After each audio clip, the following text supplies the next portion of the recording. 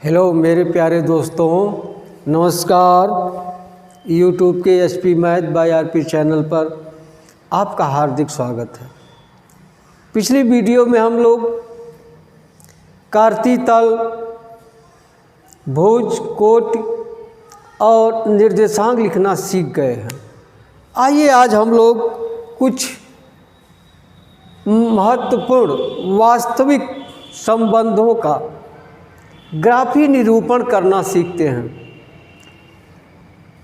Graph पर कुछ संबंधों को कैसे हम निरूपित करते हैं उसी पर चर्चा होगी।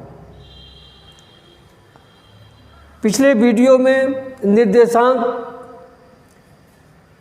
निकालना, निर्देशांक लिखना हम जान चुके हैं और कोई बिंदु किस चतुर्थांश में है यह भी निकालना जान चुके हैं। तो आइए आज हम लोग एक सवाल के माध्यम से ग्राफी निरूपण करना सीखते हैं। पहला सवाल है, वर्गों की भुजा एवं उसके संगत परिमापों के संबंध का ग्राफ द्वारा निरूपण कीजिए। अब जानते हैं वर्ग की चारों भुजाएं क्या होती हैं? आपस में बराबर होती हैं। मान लीजिए यही है ABCD, ये वर्ग है।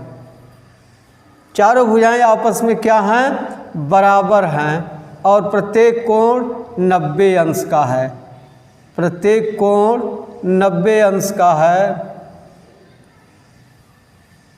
कह रहा है वर्गों की भुजा एवं उनके संगत परिमापों के संबंध का। मान लीजिए इसकी भुजा x है, इसकी भी भुजा x मात्रक है।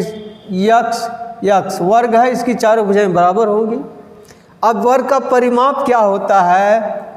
वर्ग का परिमाप बराबर होता है चारों भुजाओं का योग, यानी 4 गुणे भुजा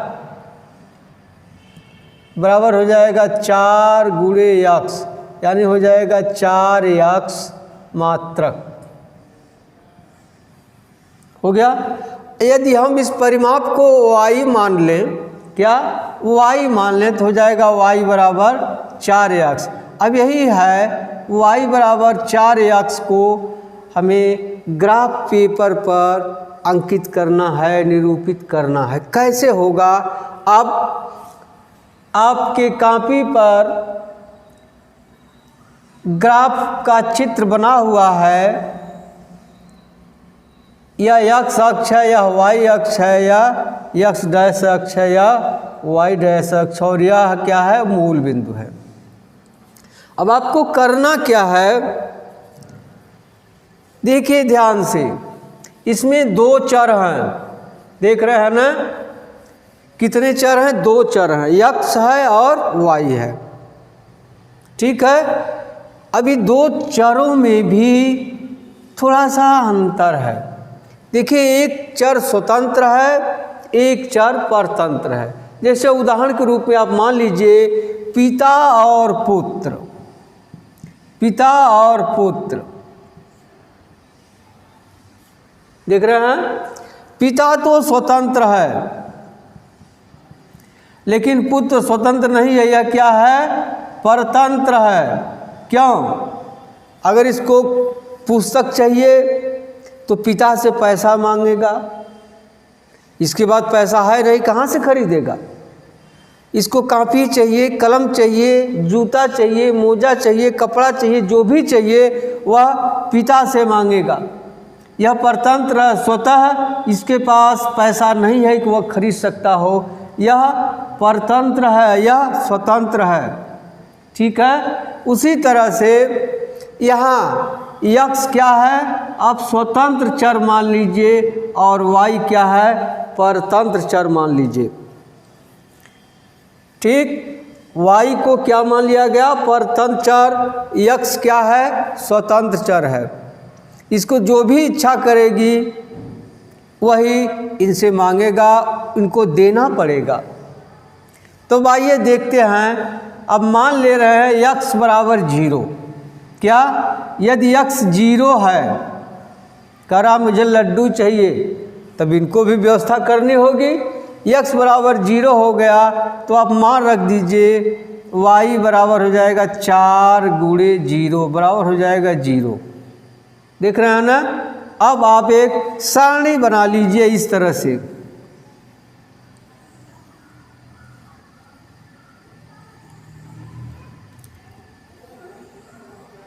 इसमें x कर लीजिए, इसमें y कर लीजिए और इसमें निर्देशांक लिख लीजिए। अब x बराबर 0 तो y बराबर क्या आया था? 0। अब निर्देशांक इसका क्या हो गया? 0 0। ठीक। अब x बराबर 1 मान लीजिए, तब y बराबर क्या हो जाएगा? y बराबर हो जाएगा 4 गुणे 1 बराबर 4। x बराबर 1 मान लिए से तो यह 4 आ गया। अब यहाँ क्या हो गया? इसका निर्देशांक 1 4। इसी तरह से x बराबर 4 मान लीजिए, 1 2 3 4 कुछ भी मान सकते हैं, तब y बराबर क्या हो जाएगा?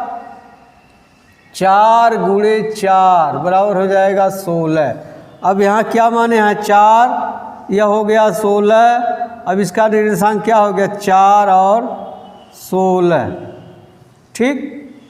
अब चाहे तो आप ऋणात्मक भी मान सकते हैं। लीजिए x बराबर ऋण 2 मान ले रहे हैं, तो y बराबर क्या हो जाएगा? 4 गुणे -2 होगा।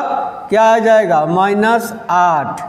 चलिए अब यहाँ x बराबर क्या माने हैं? -2, तो y बराबर क्या निकल गया? -8। निर्देशांक क्या हो गया? -2 और -8। एक और मान लीजिए, x बराबर -3 मान लीजिए, x बराबर -3, तो y बराबर क्या हो जाएगा? 4 गुणे -3 आ जाएगा -12।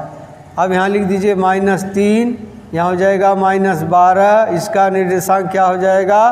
-3 -12। ठीक।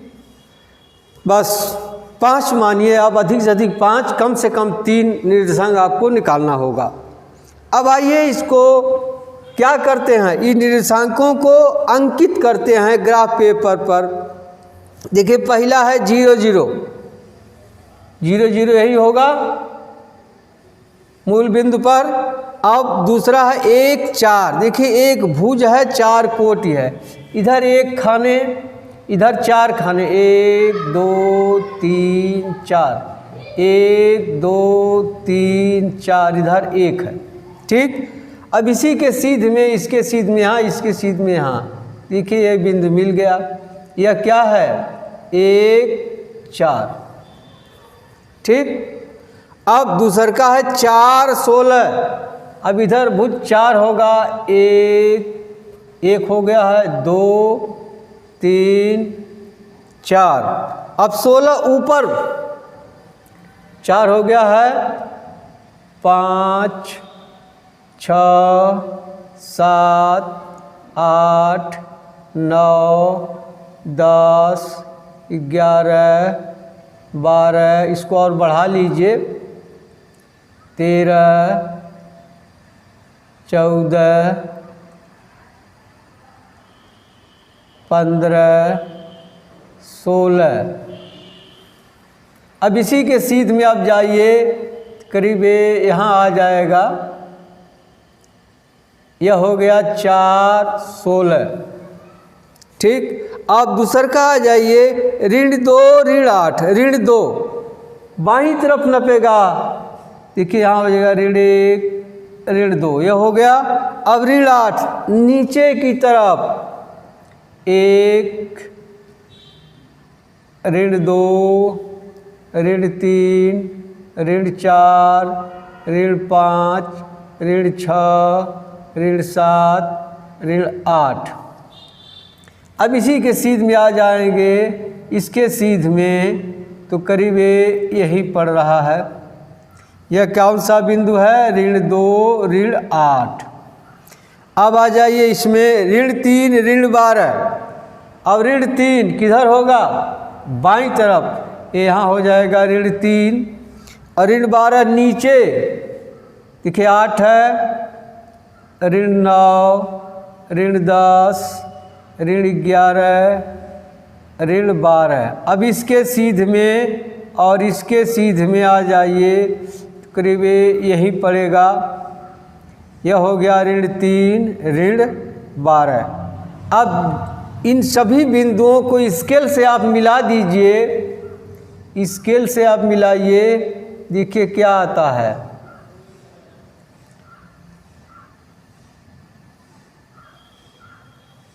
इस तरह से आ रहा है, एक सीधी रेखा आएगी, यही है y बराबर 4x। यदि ये अंक इसमें लंबे लंबे आ जाएं, थोड़ा बड़े अंक आ जाएं, तो पैमाना मान लिया जाता है 10 खाना बराबर 1 अंक या 5 खाना बराबर 1 अंक, इस तरह से मान लिया जाता है।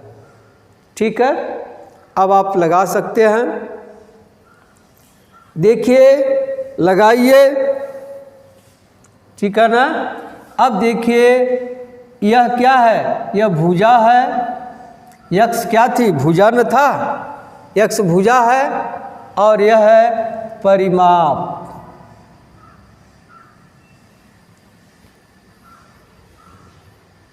ठीक है, अब चलिए दूसरा उदाहरण देखते हैं। करा वर्गों की भुजा और उनके संगत क्षेत्रफलों के संबंध का ग्राफ द्वारा निरूपण कीजिए। अभी परिमाप देखे आप, अब क्षेत्रफल।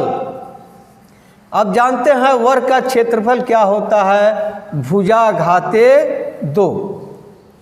मान लीजिए वर्ग की भुजा एक माने है, तो क्षेत्रफल क्या हो जाएगा? क्षेत्रफल बराबर हो जाएगा भुजा घाते 2। अब भुजा यक्ष है तो ये हो जाएगा यक्ष घाते 2।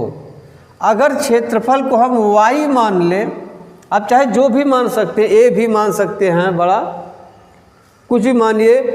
अब यह हो गया एक समीकरण। अब इसको ग्राफ द्वारा निरूपित करना है, इसमें भी आप सारणी बना लीजिए। यहाँ यक्ष लिख लीजिए और यहाँ y लिख लीजिए और यहाँ निर्देशांक क्या? x y। अब देखिए इसमें भी x बराबर 0 मान लीजिए। x बराबर अगर आप 0 मान लेंगे तो y बराबर क्या हो जाएगा? 0 घाते 2 बराबर 0। यहाँ 0 माने हैं तो यह भी 0 होगा, निर्देशांक इसका होगा 0 0, एक निकल गया। यदि x बराबर देखिए यही सब मान रहे हैं, दूसरा है x बराबर हम 1 मान ले रहे हैं, तो y बराबर क्या हो जाएगा? 1 का वर्ग यानी 1 हो जाएगा। अगर यहाँ 1 मानते हैं तो यह 1 होगा, निर्देशांक क्या हो जाएगा? 1 1। यदि x बराबर हम 2 मान लेते हैं तो y बराबर क्या हो जाएगा? 2 घाते 2 बराबर 4। अगर यहाँ हम 2 मान ले रहे हैं तो यह हो जाएगा 4। अब निर्देशांक क्या हो जाएगा? 2 4 हो गया। यदि x बराबर हम मान ले रहे हैं ऋण 2, तो y बराबर क्या हो जाएगा? देखिए x बराबर ऋण 2 मान रहे हैं तो y बराबर क्या हो जाएगा? ऋण 2 का वर्ग बराबर हो जाएगा 4। अगर यहाँ हम ऋण 2 मान ले रहे हैं तो यह हो जाएगा 4 और निर्देशांक हो जाएगा ऋण 2 4।